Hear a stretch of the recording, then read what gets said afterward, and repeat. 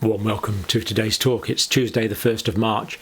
Now, we're going to look at some general news today, most of which is fairly good, and we're going to look at some news from Denmark, which is showing that the proportion of people dying with Omicron as an incidental diagnosis is increasing dramatically, and the number of people that are dying from Omicron is not increasing dramatically. So that's quite interesting.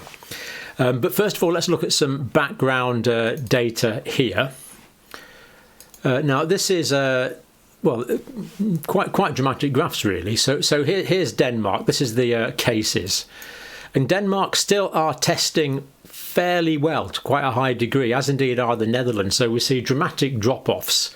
Okay, there's a slight increase in the Netherlands there, but the trend has been down, as we see a lot of European countries starting to recover from the infection epidemic, at least, or the infection pandemic associated with Omicron. Germany, likewise, slight reduction. Japan, slight reduction, although Japan aren't testing very much, so it's hard to tell. United Kingdom, as we'll see, this is not accurate for the United Kingdom because we're not recording a lot of our tests now. United States, Canada, India. So we see a fairly encouraging downward trend in terms of infections as detected by cases. And just to confirm where we are, I mean, it's pretty unambiguous here. Omicron is basically, the pandemic is now Omicron. We see it has displaced. It has displaced Delta. Hardly any Delta left at all. The more infectious Omicron and the slightly less pathogenic Omicron has displaced it. Now, this is the R number here. This is a really good way to get an idea of the trend as to where we're going. So here's the R number of 1 just there. So anything below an R number of 1, of course, cases are decreasing. And we see that there are no countries above an R value of 1 at the moment. And we believe this is genuine data. So Germany a little below, Denmark more below, Canada, Japan, United Kingdom. So this appears flat, but remember, this is actually representing exponential reduction in numbers because the R value is well below 1.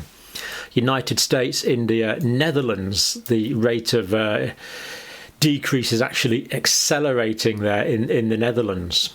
So all well below 1, which is remarkably encouraging, looking good for spring. Number of patients in hospital, which is the most important criteria. Now, it looks like Denmark, having lifted their restrictions on the 1st of November, so now no restrictions in Denmark, that they're now paying the price for that in hospitalisation. But as we'll see, it's not as simple as that. And it's nothing like as bad as it looks, actually. So more on that in a minute. Remember, we're looking at patients in hospital. So Denmark, Japan, United Kingdom, Canada, United States, Netherlands. Downward trend in the United States continuing really quite nicely, quite dramatically, actually, when you look at it on the CDC site.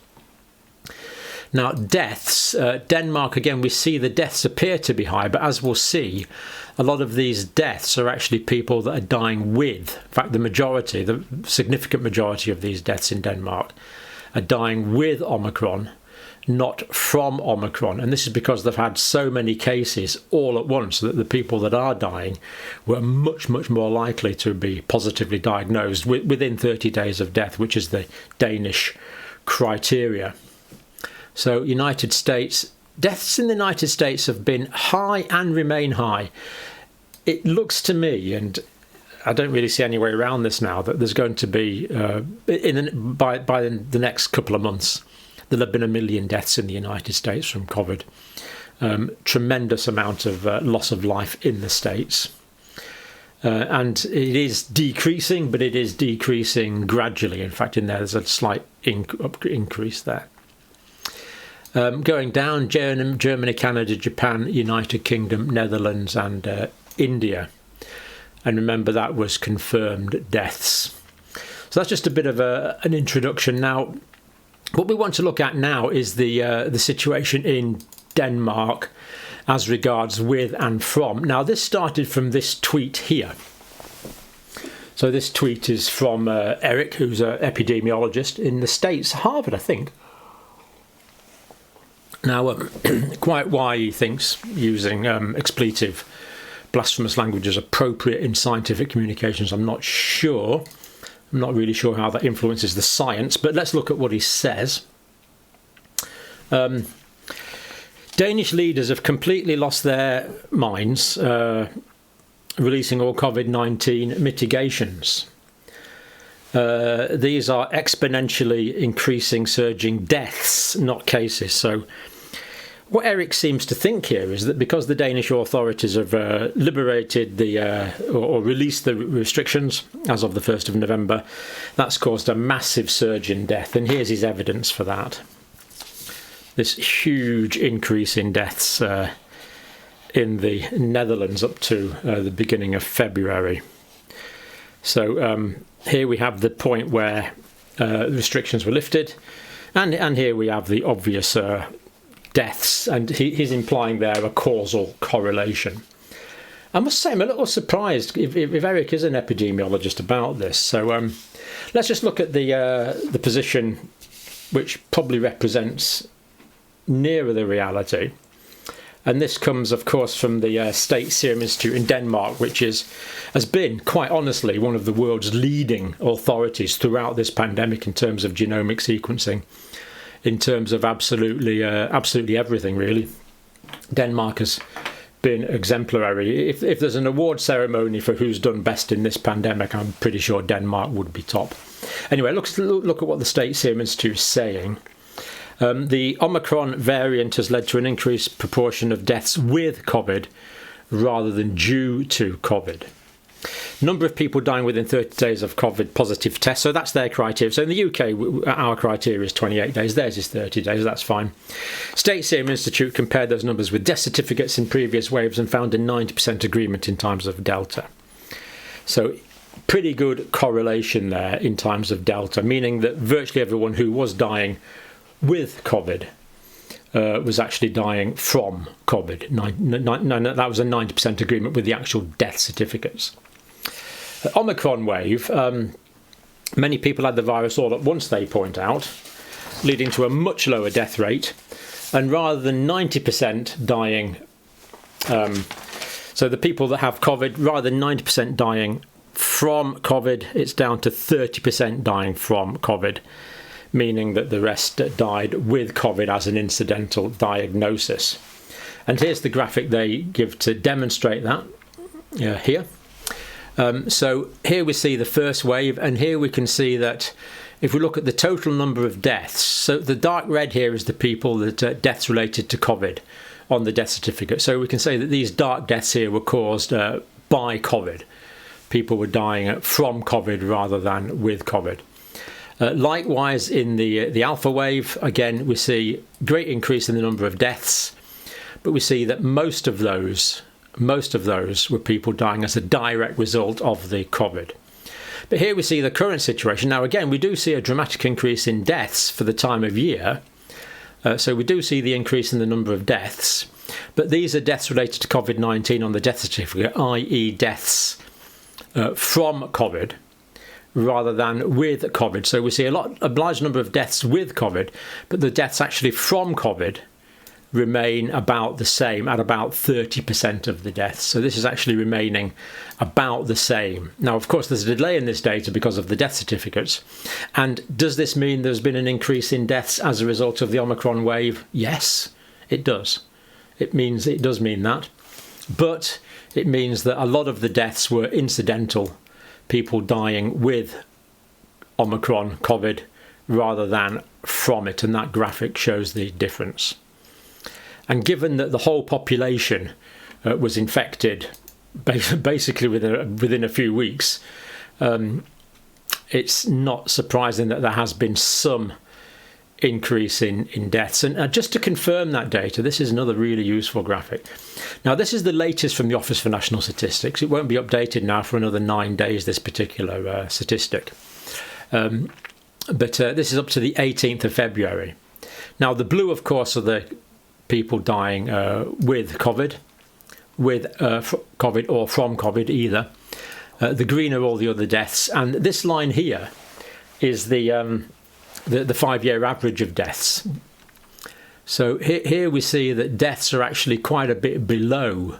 The excess deaths are below what would be expected for this time of year in the United Kingdom. And again, that is part of that, we can say for sure part of that is because the Omicron is causing a much lower proportion of deaths in a highly vaccinated and highly exposed population, which is what we are in the UK. Now let's just have a quick look at that was the evidence for what we've just been talking about for Denmark. Check on the link, the prestigious State Serum Institute, and there's their graphics there. So I'll leave you to decide whether you want to trust Eric or the State Serum Institute of Denmark. I do hope no one's been deliberately alarmist here about this. I genuinely believe that's not the case, but it has come across badly. So just shows how important communication is in this. I don't always get it right, but we try and go by the evidence as much as we can. Now, this is the United States here. Now, here we see, this one here is deaths, and we do see it's going down, but oh so slowly in the States. But when we look at the actual cases, daily cases here, we do see a dramatic increase. So there's no question that the deaths will be following suit fairly soon. And we notice that hospitalisations are quite dramatically down in the States as well. I won't fiddle around and find that now, but it is the case. Hospitalisations are down really quite dramatically in the States, which again is pretty good news. Now, just before we go on to look at some detailed data from the UK, this is the COVID symptom tracker data. And we see that actually we have a lot of COVID in the UK still. So 2.5 million people with symptomatic COVID today, 146,000 new infections in the UK today. And here's the total numbers, and they are not going down. They are going down, but they're going down gradually. So what this means is all these people here still have symptomatic COVID, and that's what, just under 2.3 million approximately. 2.2,285,000 there. So still very large numbers of people that are infected. And given this large number, the hospitalisations are actually really good. And as we'll see, if we look at the official UK data here, when we look at cases, we see this dramatic drop-off, which is not genuine. It's caused by poor levels of reporting tests. But healthcare in the UK, as we'll see, is going down really quite nicely. So if we look at this statistic here, for example, patients actually in hospital, they're the admissions there, patients actually in hospital here, 3 months, and there we see it going down really quite gradually.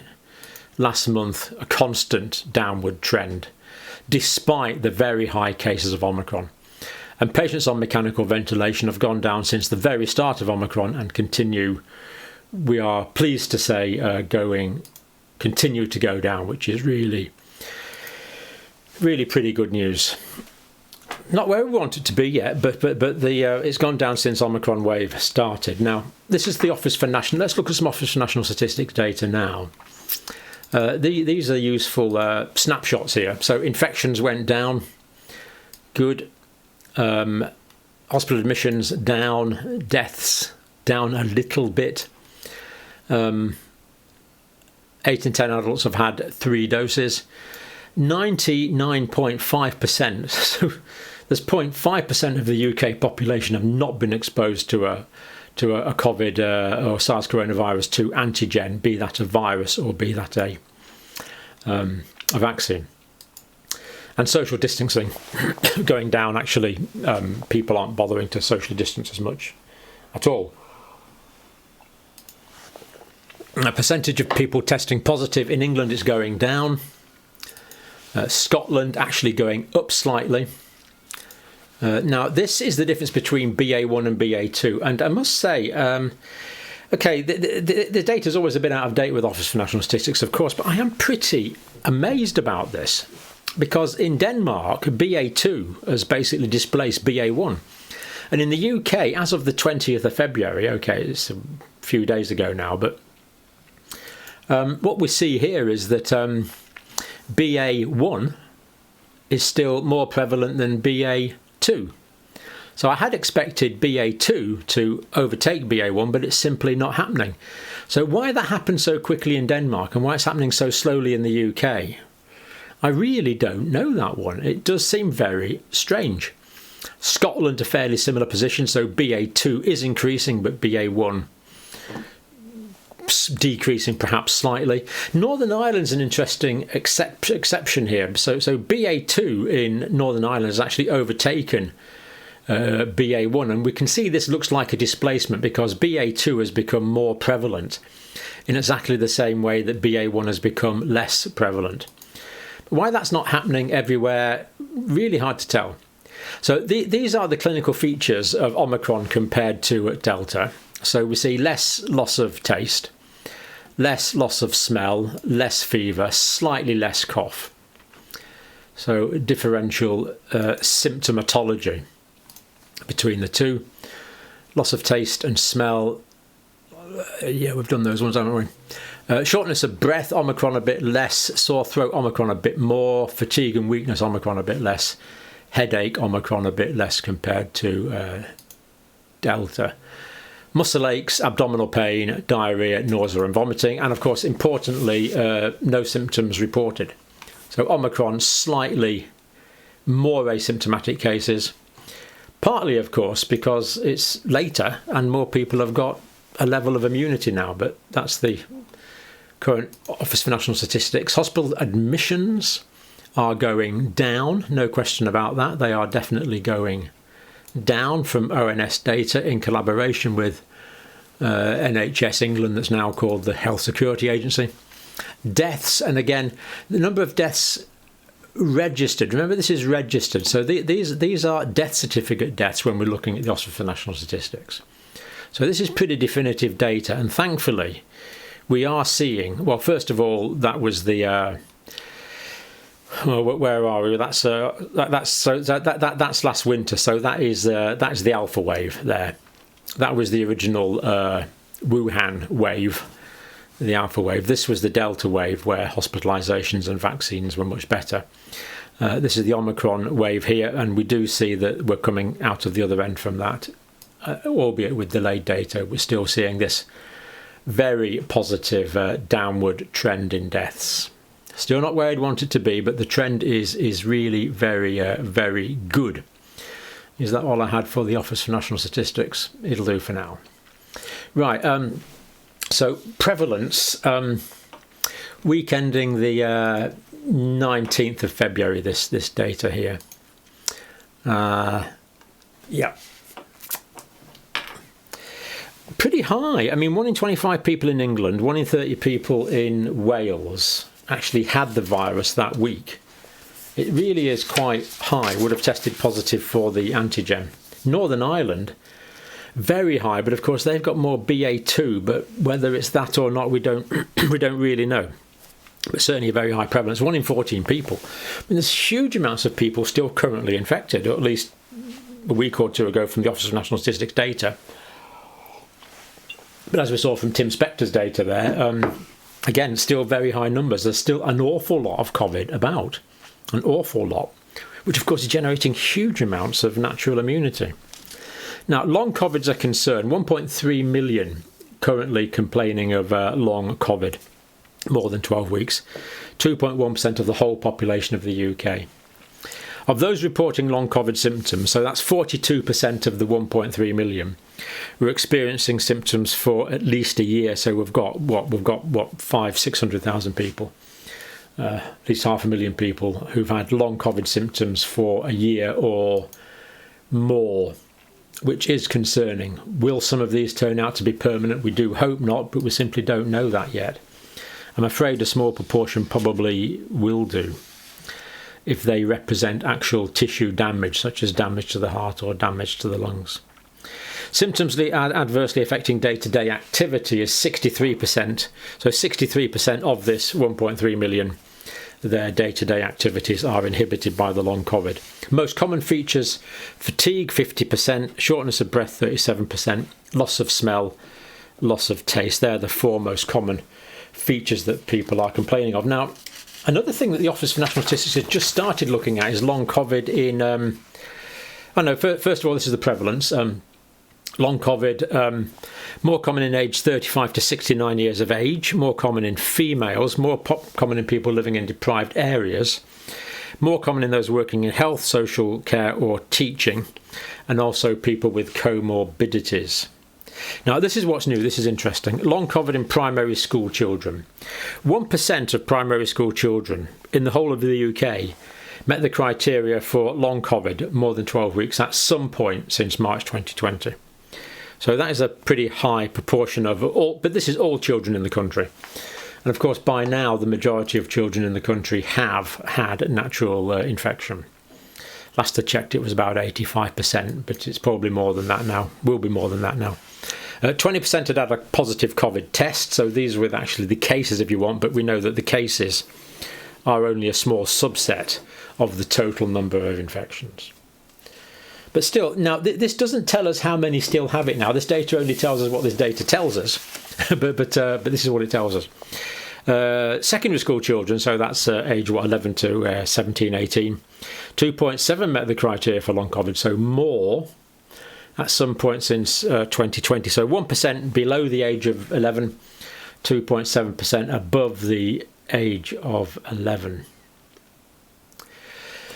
Now, it doesn't tell us whether they're still troubled with it or not. It just tells us that they had one or more symptoms for 12 weeks or more at some point since 2022. So looking forward to more detailed information on that. Now, I want to show you something truly disgusting to finish. Look away now if you have a delicate disposition. So this is a tweet from the... I'm going to show you it now. Beware.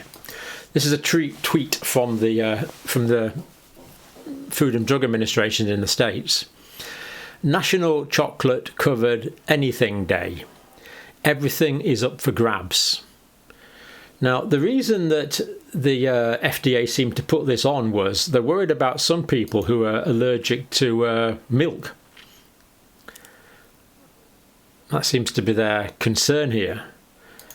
Now, pepperoni pizza and chocolate. Let me think. No, I don't think so. Not for me. It's not a combination for me. Separately, perhaps, but together, no. So the point is about this. This is kind of so everything's up for grabs. This is almost like the CDC, the FDA rather, saying, well, you know, this isn't a bad thing. You know, chocolate on your pizza is acceptable. Now, they're not saying that. What they're actually saying is, if you're allergic to milk, make sure there's no milk in your chocolate first, which seems a bit strange, but